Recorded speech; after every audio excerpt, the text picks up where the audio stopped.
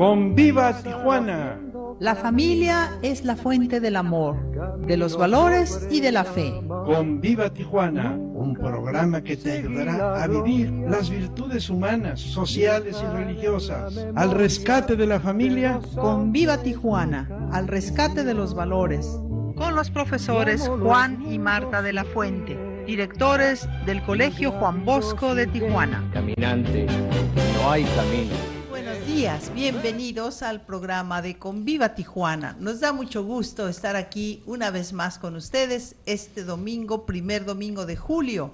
Estamos ya empezando la segunda parte del año y que comentábamos hace un momento cómo se va rápido la vida. Mientras más actividades tenemos, sentimos que se nos va más rápido el tiempo, así que vamos a aprovechar cada momento de los que vivimos para que realmente nos sintamos satisfechos, contentos con lo que estamos haciendo. Los invitamos a que permanezcan con nosotros aquí en este programa de Conviva Tijuana, haciendo algunas reflexiones sobre cómo mejorar personalmente y familiarmente. Juanito, buenos días, ¿cómo estás? Buenos días. Muy bien, hija, muy bien. Qué bueno. En lo que cabe humanamente, muy bien. Y además muy agradecido con el buen Padre Dios que nos ha dado pues muchos días, más tiempo, años. Pero tenemos una gran responsabilidad porque decimos y nos dirá, oye, yo te di la oportunidad de vivir tantos años, ¿qué has hecho? Oye, Señor, es que mires que el otro... que... No te pregunto nada de eso, te pregunto que qué has hecho.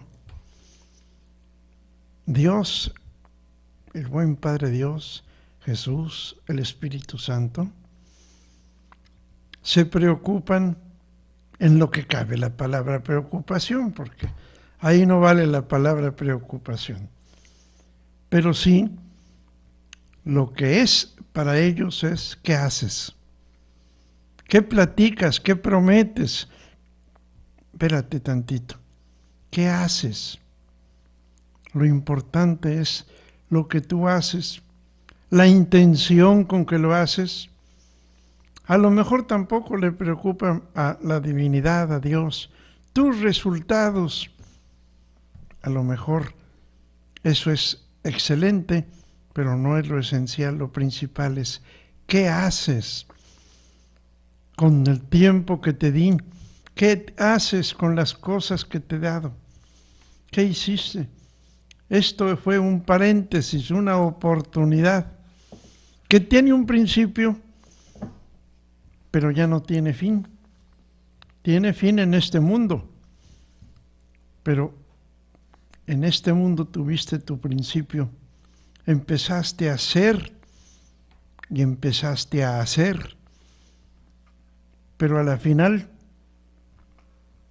ya no sabemos qué sigue, porque si creemos en que ya esta vida se acaba, pero pasas a otra dimensión, pues fíjate nada más qué dicha el poder tener la oportunidad de haber pasado por este mundo haciendo cosas que a Dios, al buen Padre Dios, al Creador, le interesan. Y por eso, Martita, esta semana estuve impresionado leyendo un pasaje de los Hechos de los Apóstoles. Ajá. Que te acuerdas, se quedó de tarea. Así es. Yo nunca pretendí que terminaran de leerlos, hasta brínquense algunos capítulos si es que sienten que ya se cansaron, pero lo importante es que tengamos todos una visión de cómo se fue formando el cristianismo en los primeros años. Pues ahí tienes, que como siempre la necesidad empujaba a Pablo a hacer sus predicaciones, sus enseñanzas, y a contagiar el Espíritu Santo que traía dentro. Pues ahí tienes que estando en Tesalónica, los discípulos lo llevaron a otro lugarcito que se llama Berea, y de ahí finalmente algunos le dijeron, ya es tiempo de que vengas a Atenas la capital del mundo en aquel tiempo en cuanto a la cultura. Allí estaba lleno de gentes pensantes, en Grecia, lleno de filósofos, llenos de gente que se interrogaba sobre la vida, sobre la muerte, sobre las cosas, como si dijéramos, vamos a la ONU, a Naciones Unidas. Así más o menos sonaba un poquitito la capital de Atenas, que para nada era una ciudad preocupada por lo comercial, estaba preocupada por las interrogaciones grandes de la vida. Pues ahí tienes, Martita, que Pablo, el primer día y el segundo, los primeros días que llegó a Atenas, se fue caminando para reconocerla y se dio cuenta que había una avenida, por llamarlo así. Pues no era una avenida de carros, ¿verdad? Era una avenida de gente, Ajá. pero la más importante, y que alrededor de la avenida tenía altares, estatuas, dedicadas a los diversos dioses que se conocían en aquel tiempo. Y entonces Pablo dijo, de aquí soy. Y cuando estaba oyendo, se le acercaron a hacer polémica algunos de los filósofos y finalmente lo invitaron a tomar la palabra en ese lugar importantísimo que se llamaba el Areópago. Areópago. Él nos hizo para atrás, pues a eso iba. Entonces, toma la palabra, se lanza con toda la fuerza que él puede tener en su palabra y ese entusiasmo, y les dice, señores, veo que ustedes son una ciudad grandemente, profundamente religiosa, espiritual. ¿Por qué? Porque estoy viendo esta avenida tan grandiosa, llena de altares. Pero me fijé que hay un altar, hay una estatua donde no hay nada. Y nada más hay un letrero que dice... Salud. Gracias, que dice, al Dios desconocido. Bueno, pues de ese Dios que ustedes no conocen, de ese Dios les vengo a hablar. Y ahí tienen ustedes que desde el principio de la humanidad, y como había ya algunos judíos y algunas creencias acerca de eso, pues la gente estaba atenta, empezaron a oírlo. Dice, desde el principio, hace muchos siglos, resulta que Dios Padre, el creador del universo, prometió que iba a mandar al Mesías, al Cristo, para salvación de la humanidad. Porque aquí veo muchos dioses y muchos templos construidos con las manos del hombre. Pero este templo, más bien dicho, este altar, no está construido con las manos de los hombres, porque ni siquiera está. Dice al Dios desconocido. Pues de ese Dios, que no está en un templo, no está en un altar, está en el universo. Y Él es el creador del universo, y por Él existe el mundo y existe la vida, y existimos todos nosotros. De ese Dios que está en un lugar, no, al revés, de ese Dios en el que nosotros estamos, nosotros vivimos, nosotros nos movemos, de ese Dios les vengo a decir que vino Cristo, su Hijo, su representante, y vino con un mensaje grandioso de salvación, pero que en lugar de que lo escucharan, en lugar de que vieran las maravillas que Él hacía, refiriéndose a los milagros, en lugar de eso, lo crucificamos, lo crucificaron y murió. pero, como él mismo dijo, al tercer día resucitó y está vivo para siempre. Hasta ahorita todos estaban atentos, pero cuando habló que resucitó, en ese instante ya le volvieron las espaldas, dijeron, este está loco. Otros dijeron, mira, otro día te venimos a escuchar. Y de plano se pusieron tan agresivos con él que se tuvo que retirar. Y se retiró de ahí y se sintió fracasado. Se sintió que no había podido hacer nada con esas gentes. Pero cuando ya se fue la gente, salió por ahí un pensador que se llamaba Dionisio, de ahí del Areópago. Por eso le llaman Dionisio el Areopagita. Y le dijo, Señor, Maestro, yo sí te escuché, yo sí te entiendo, yo sí creo. Y junto con él había una mujer, también muy seria, que se llamaba Dámaris. Y los dos le dijeron, vente, síguenos platicando, síguenos instruyendo. Y fue un consuelo de Pablo que después de tanto esfuerzo, de tanto pensador, por lo menos hubo dos gentes que lo escucharon, que lo y entendieron, que se convirtieron y que se bautizaron, y casi todo terminó para Pablo su estancia en Atenas. ¿Quién dijera? Donde más pensadores había, cuando escucharon eso de la resurrección, de la pasión, hasta ahí llegaron.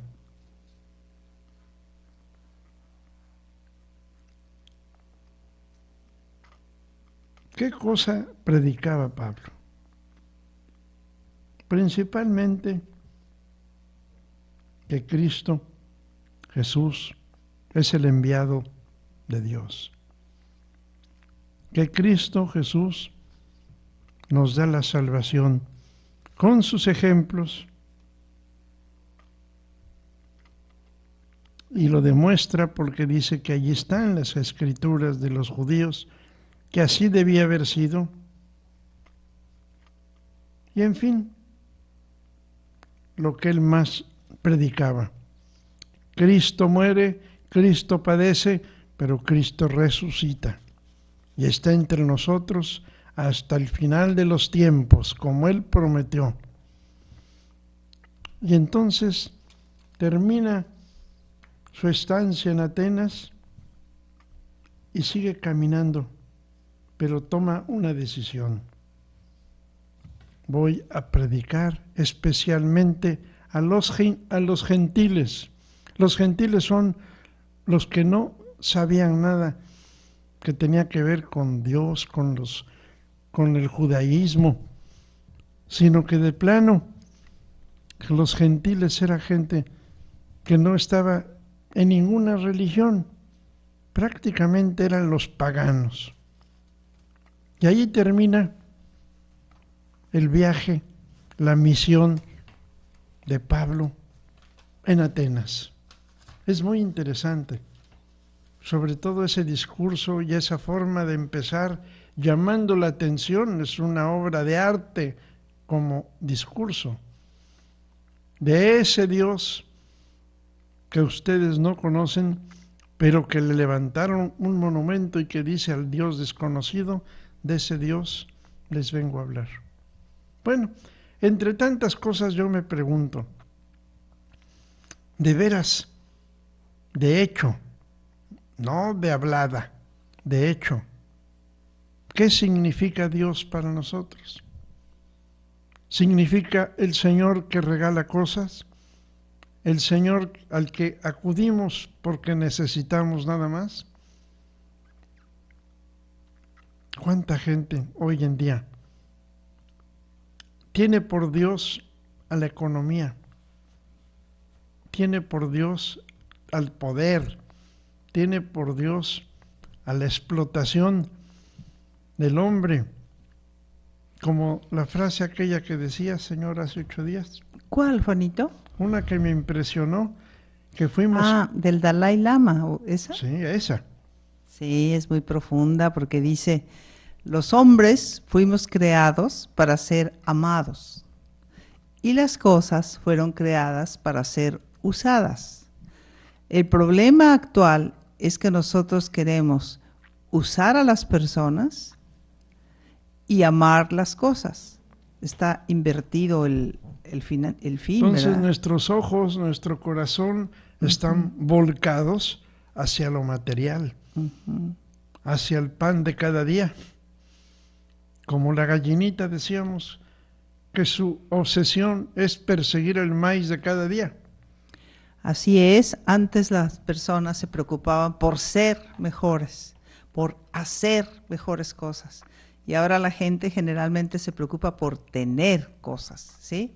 Eres importante si tienes una casa grande, en una colonia elegante, si tienes un carro último modelo, si tienes la ropa de marca, etcétera, entonces eres importante. Y si no, pues no eres una persona importante. ¿Por qué? Porque hemos invertido los valores. Es más importante ser una persona valiosa, es más importante ser una persona honesta, ser una persona responsable, amorosa, que tener.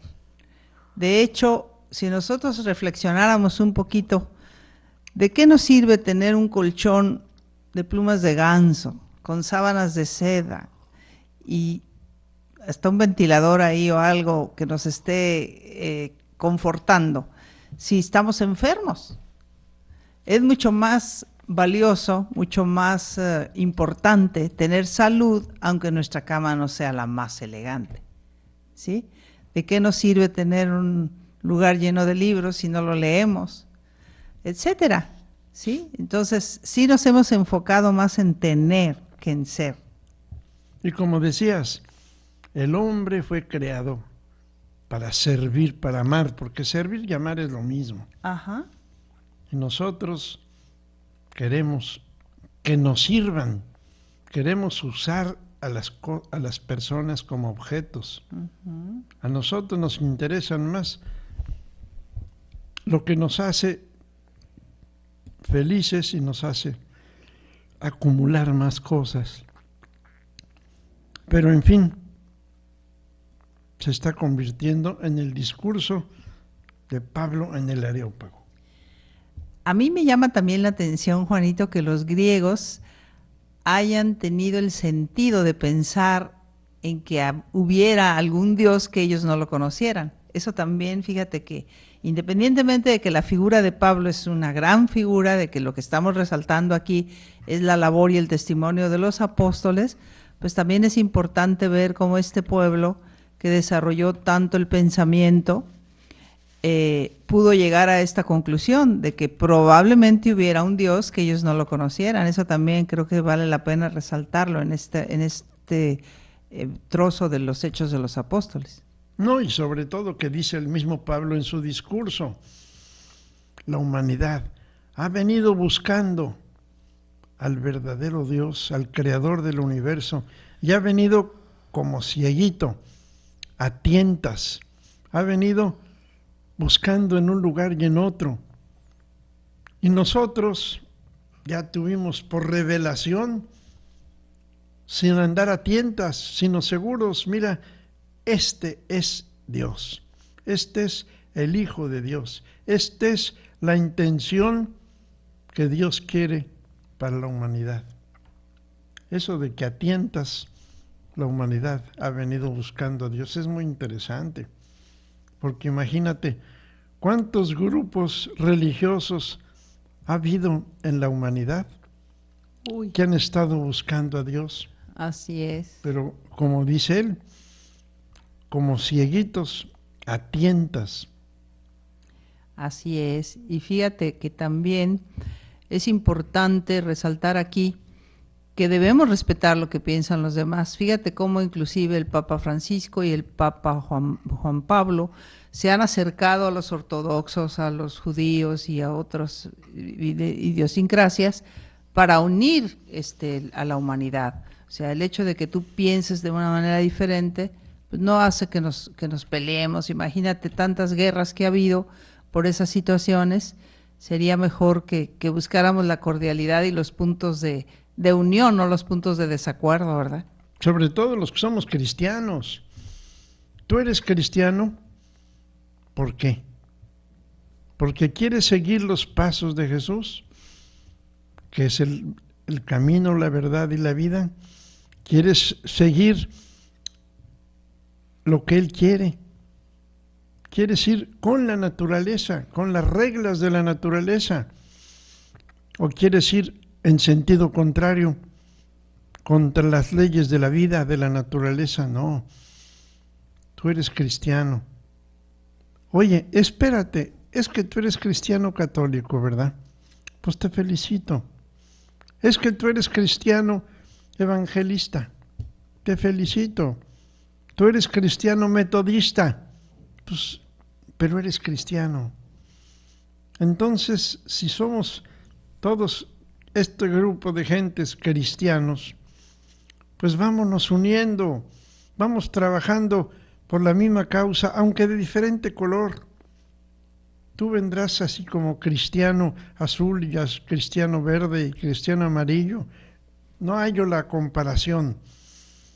Pero lo que te quiero decir es de que, en fin de cuentas, creemos en Jesús. Oye, es que los católicos dicen que tienen la única verdad. Pues que le paren los católicos, que se pongan a pensar qué cosa es el Evangelio, qué nos vino a enseñar Jesús. Y también los otros grupos, es que los católicos, mira nada más, andan adorando las imágenes. Ya, hombre, párale, mejor ponte a leer, ponte a estudiar, ponte a meditar. De veras, es muy probable que un cristiano, si es cierto, ande por ahí también a tientas, pensando en que los dioses son las cosas, y que por eso hace muchas estatuas y las adora, porque el problema está eso. Yo puedo tener aquí en mi bolsa, en mi cartera, una fotografía de mi esposa, una fotografía de mi mamá, y eso no quiere decir que esa es mi mamá, que yo la adoro. Ahí dice muy bien las leyes de Moisés: no te harás dioses para adorarlos. Eso es una cosa. La otra cosa es para recordarnos.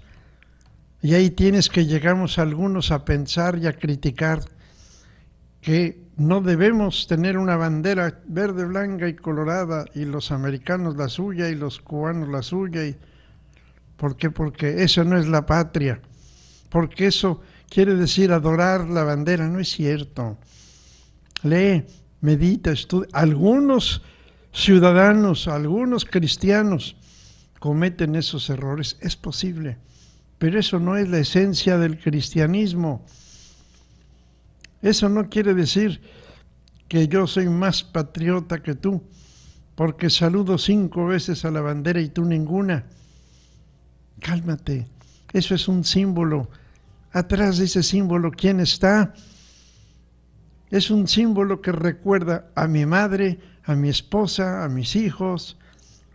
Es un símbolo que me recuerda cuánta gente murió, padeció. ¿Por qué? Por tu patria, por ti, para que estés mejor.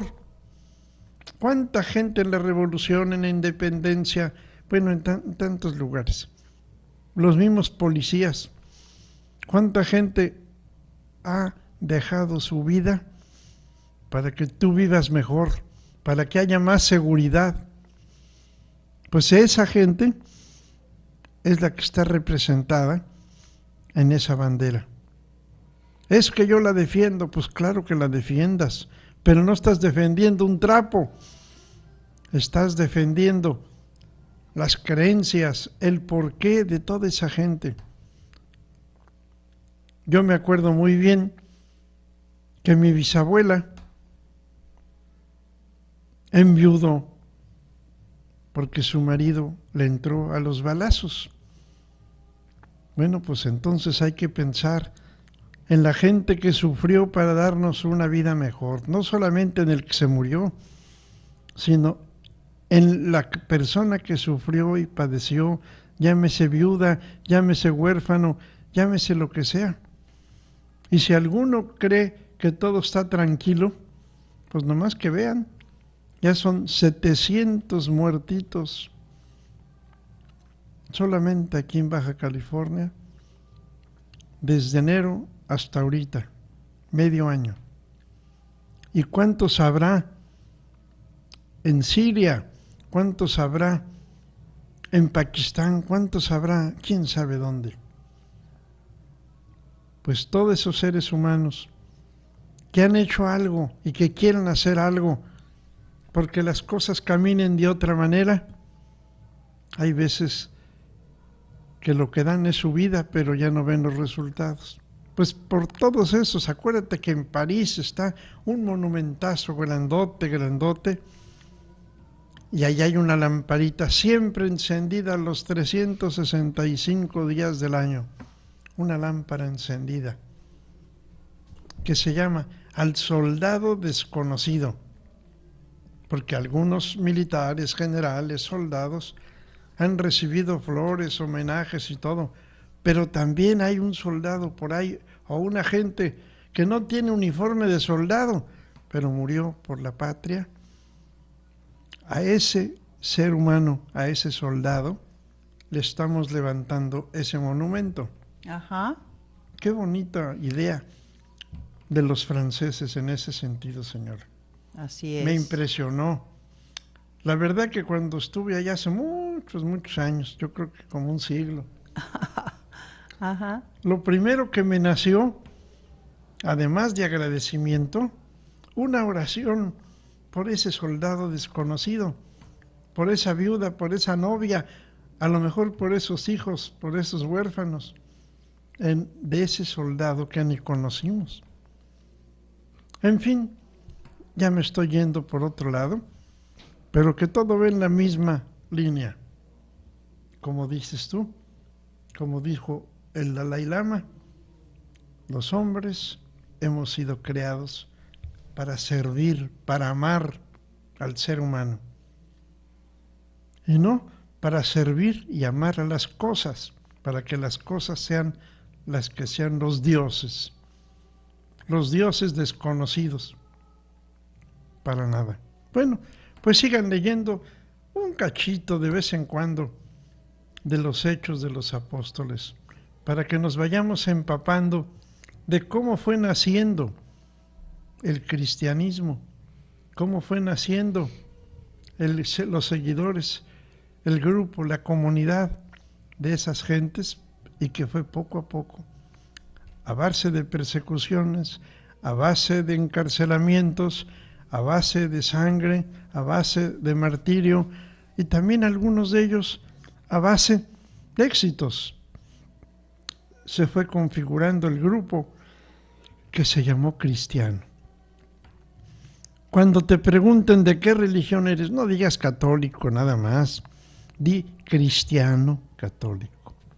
Aunque oigas que muchas autoridades hablen de católicos, es que no están subrayando mucho, pero lo importante es que digamos cristiano católico.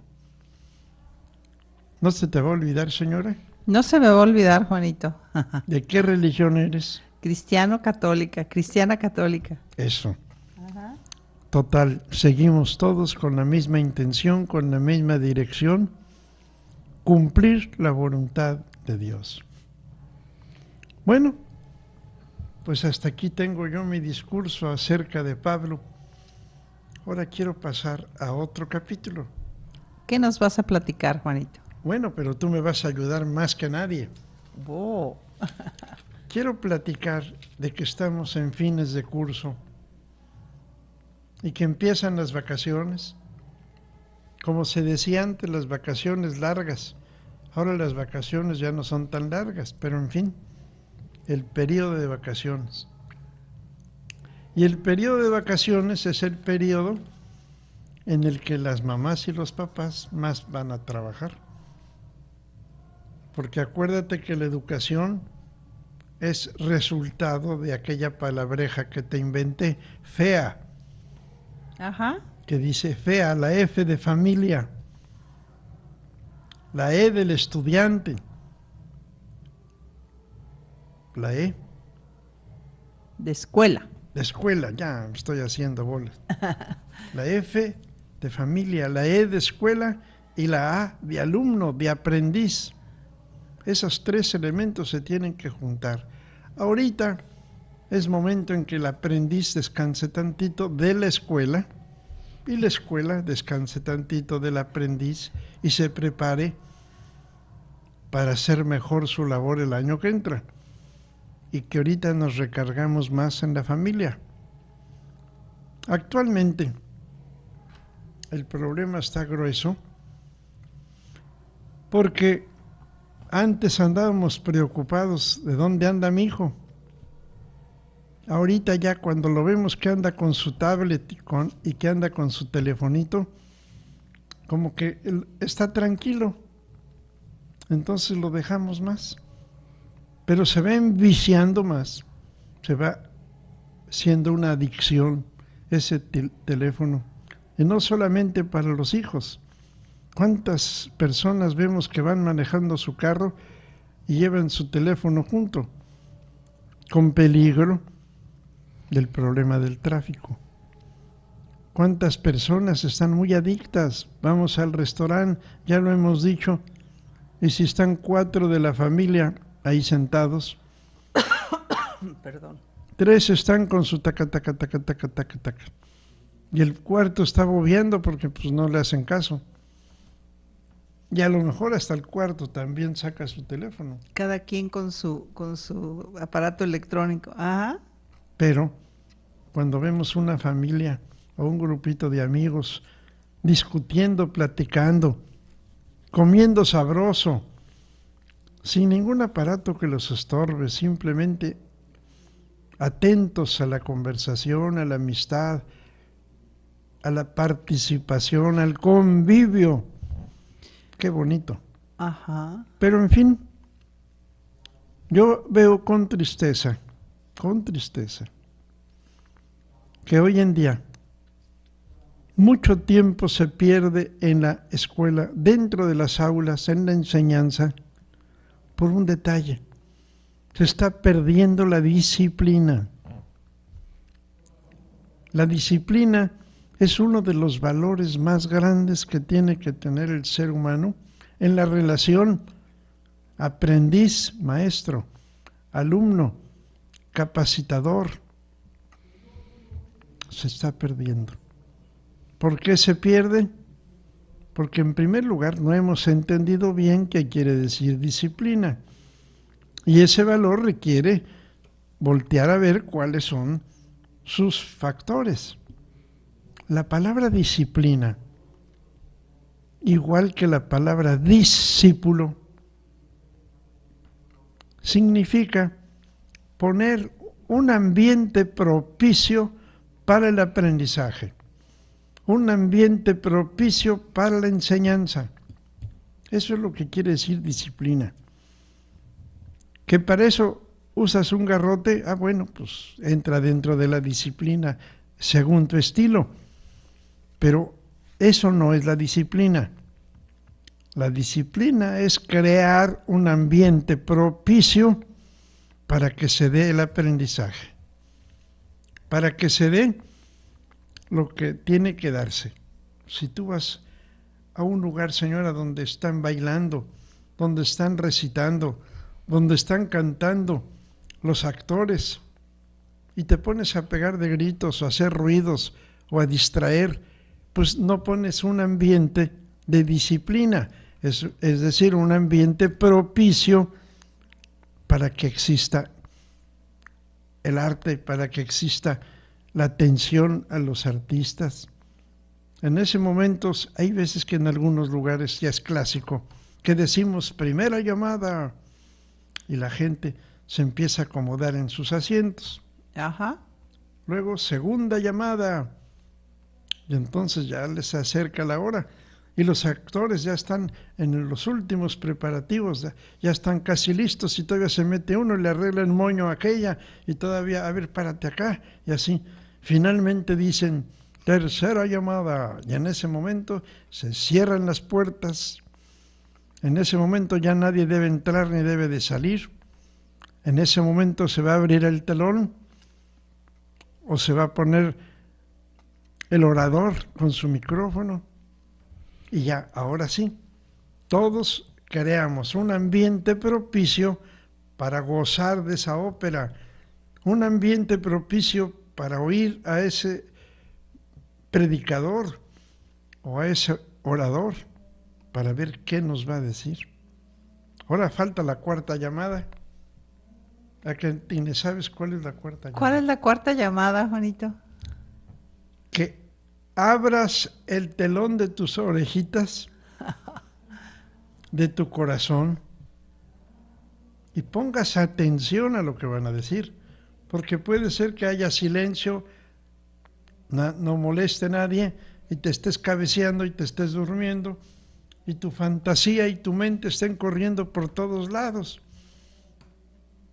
Pues eso no es ambiente de disciplina, ambiente propicio para el aprendizaje. Entonces, la palabra disciplina, más o menos la expliqué, señora. Sí, bastante, bastante claro. Y si vamos a un templo, igual, hay que mantener una disciplina, ¿verdad?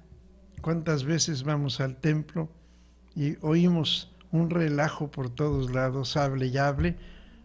Y dice uno, ¿pero qué están haciendo?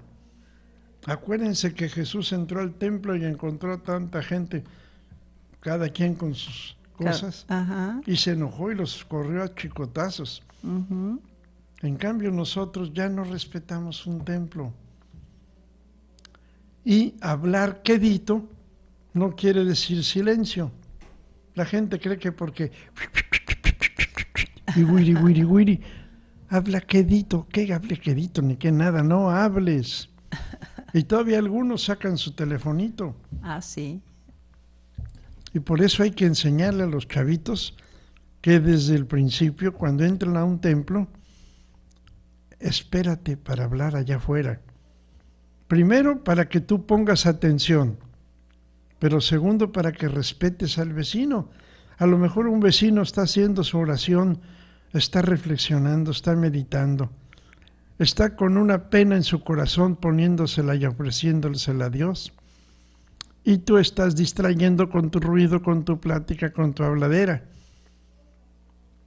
Fíjate, todo eso es disciplina. Así es. Así es, y todo eso hay que inculcarlo desde pequeños, el autocontrol, ¿verdad? ¿Para eso qué se necesita? Acabas de decir, el autocontrol. ¿Qué se necesita?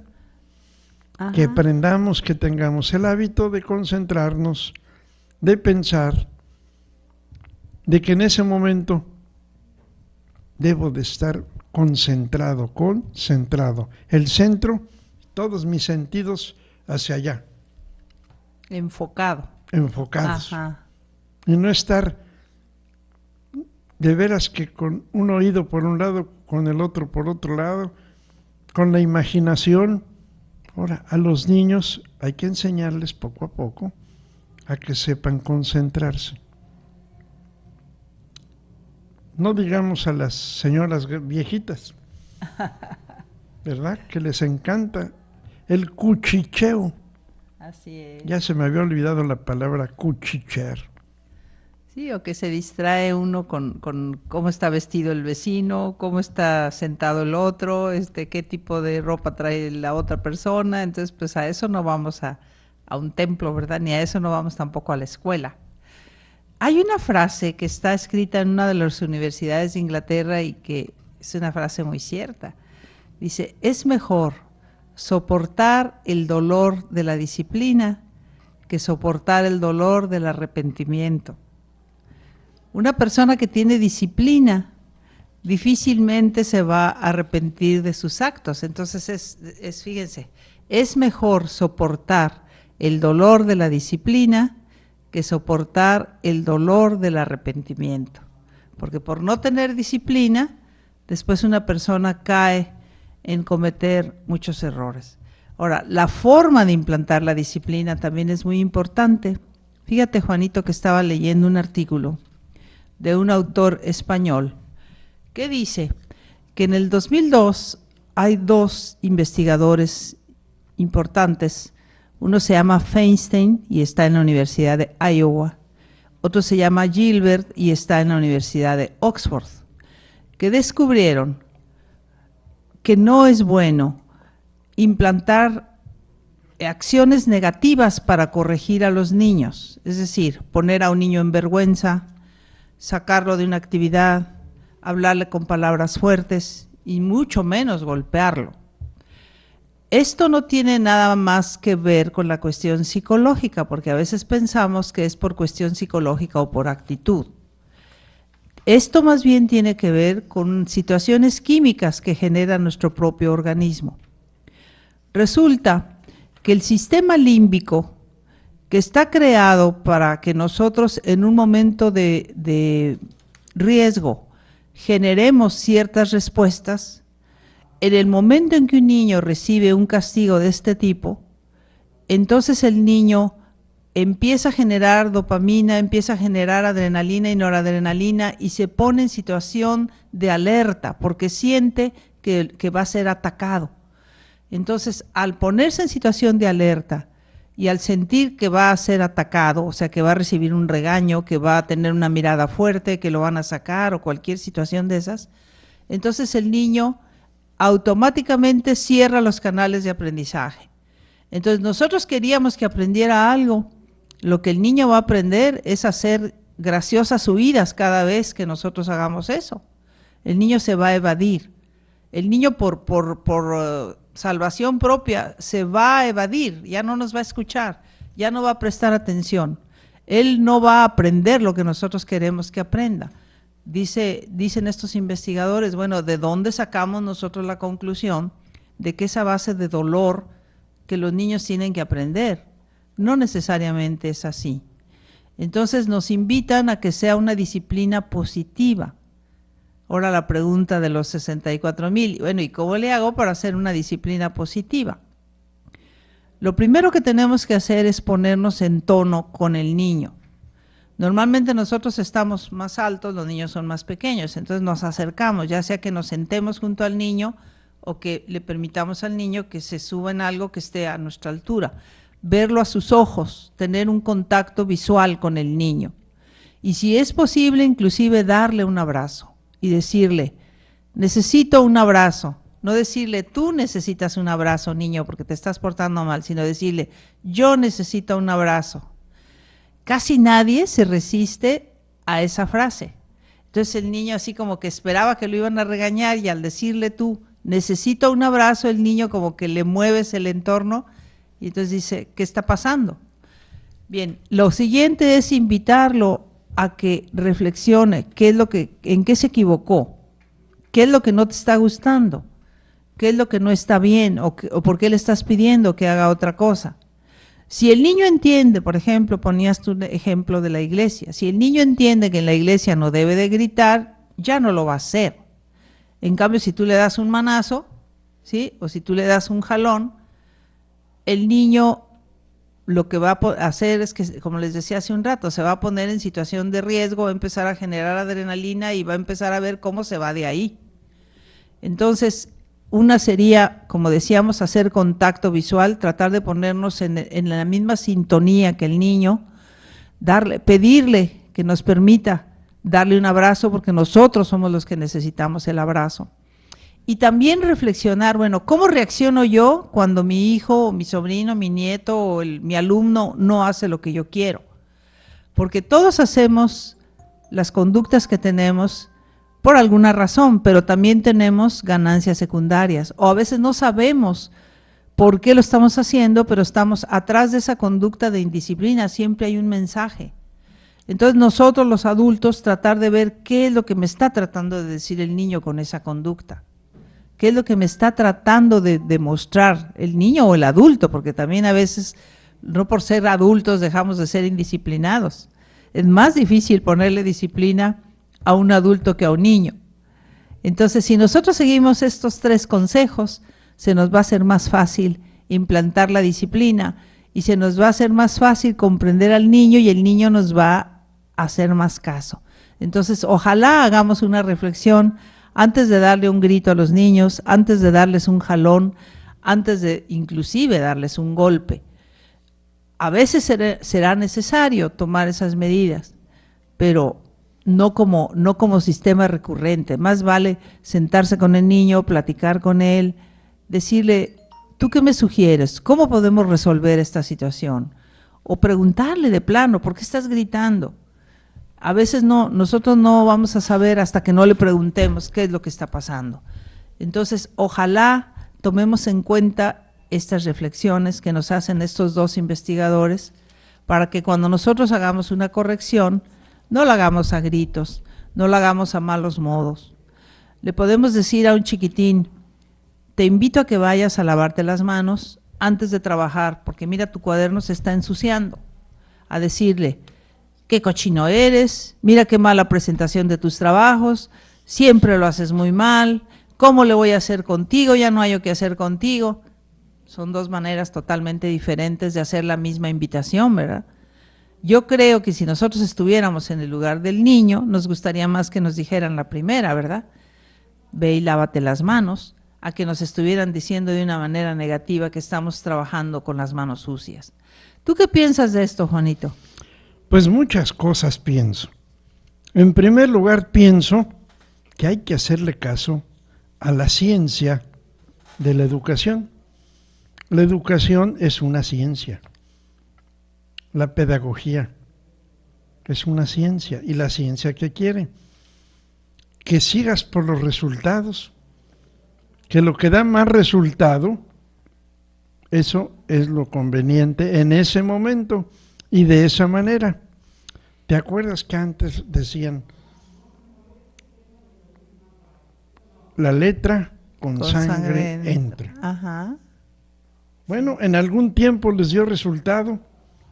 Vamos a pensar que eso no quiere decir que siempre va a dar resultado, o que lo contrario da resultado. Pues mira, tú fíjate de qué manera tienes mejores resultados y vete por ahí. Porque supongamos que tienes 5 alumnos. Ajá. Y los 5 hay uno que nada más le haces una seña y luego aprende. Uh-huh. El otro está atento, pero hay otro que, híjole. Así es. Y que de vez en cuando necesita alguna nalgada. Pues más que nalgada, necesita una llamada de atención. Sí, pero espérame, es que tenemos que entrar en juego los 3 elementos aquellos. La familia que lo acostumbre a ser sensible a que le des una llamada. Ajá. Si la familia lo acostumbra a que a puros golpes, pues está difícil que el pobre maestro pueda llamar la atención tranquilamente. Pueda llamar la atención de otra manera. Así es. Si la escuela está hecha con garrotes y con palos y todo, pues también está difícil. Entonces el alumno también tiene que poner parte que le toca. Por eso se llama aprendiz, porque debe de agarrar, prendere. El aprendiz, prisión, lo aprendieron. Es decir, él tiene que agarrar, poner su parte del aprendizaje. Pero nosotros tenemos que hacer las cosas de tal manera que se motive, que tenga interés, que le guste. Fíjate cómo ya por los años de 1930 o 25 por ahí, la técnica, la pedagogía de María Montessori, ajá, estaba basada ya en eso. En los centros de interés, ¿verdad? En los intereses, Ujú. pero como que no le entendieron y han querido hacer las cosas de otra manera y todavía creen que esa teoría es solamente para los niñitos del preescolar. Ajá. Yo quisiera ver aplicar las técnicas de María Montessori adecuadas a alumnos de secundaria o preparatoria. Ujú. Entonces, yo tengo un maestro que cuando dé su clase de historia, o de matemáticas, o de lo que sea, no ha convencido a sus alumnos de para qué sirve eso. No ha convencido a sus alumnos de que por qué hay que aprender eso. No, sino que directamente vamos a hacer que se lo aprenda. Pero fíjate que no, te falta la motivación, te falta que estén convencidos, te falta ese capítulo. Y por eso es que nada más no. Pero acuérdate que para eso tienes que poner medios. Uno es la motivación, es el para qué, el por qué, el que le guste hacer eso. Yo conocí un maestro, señora, Ajá. que en el año 1960, por ahí, era maestro de un grupo de 5º año de primaria. Ajá. Y cuando se portaban un poquito mal los alumnos y estaban más inquietos, él les advertía, no hagan que los castigue. Ahora decir que te castigue es que no vayas a recreo y pues sale peor, Ajá. porque está inquieto, va a querer tomar agua, va a querer estar en el baño y cosas de esas. Ajá. No, pero aquel maestro, ¿sabes cómo castigaba al grupo? ¿No? ¿Cómo los castigaba? Que no les daba clase de matemáticas. Ese era el castigo. El castigo es, hoy no hay clase de aritmética. Les gustaba mucho. Y luego, no maestro, por favor, nos hace falta esto que ayer no terminamos. Y los chamaquitos, ¿qué edad tendrían en 5º año de primaria? Unos 10 años. A lo mejor 11. Ajá. A lo mejor uno que otro por ahí andaba ya en los 12. Pero fíjate que para ellos no tener clase de matemáticas era un castigo. Fíjate, increíble. Ajá. Bueno, pero tú dime si un maestro que es hasta de secundaria o prepa está calificando las tareas, está haciendo que pasen al escritorio a que le enseñen su cuaderno, y ahí está una fila de chamacos parados esperando que el profe vea su libreta y que le ponga un garabato. Y mientras los demás, ¿qué están haciendo? Perdiendo el tiempo, brincando. Entonces quiere decir que las técnicas que usamos pues no sirven para eso. Antes los maestros se llevaban el cuaderno a su casa para corregir las tareas. Ajá. Después dijeron que ya no había tiempo y que quién sabe qué. Y por otro lado, no explotaron técnicas nuevas que tú te lleves a tu casa. Unos cuadernos al azar para que te des cuenta cómo están trabajando. Eso está excelente. Pero también puedes autocorregir. También puedes hacer que el vecino corrija al compañero. Desde luego, haciendo unas tareas en las que puedas hacerlo. Pero ¿qué es lo que pasa? Que tu maestro también tienes que aprender técnicas prácticas acopladas al alumno. Entonces, maestros, disciplina. No hagan cosas que el grupo se alborote. Disciplina es lograr un ambiente propicio para el aprendizaje.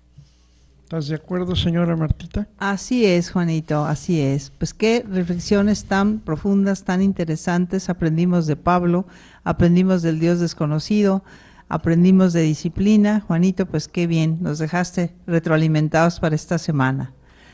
Bien, pues por hoy ha terminado nuestro programa. Les agradecemos que nos acompañen. Los invitamos a que aquí nos vemos la próxima semana y a que continúen en la programación de Monte María Radio. Que Dios los bendiga, que tengan una excelente semana. Muy buenos días. Hoy hasta aquí ha llegado nuestro programa. Recuerda, haz el bien y hazlo bien.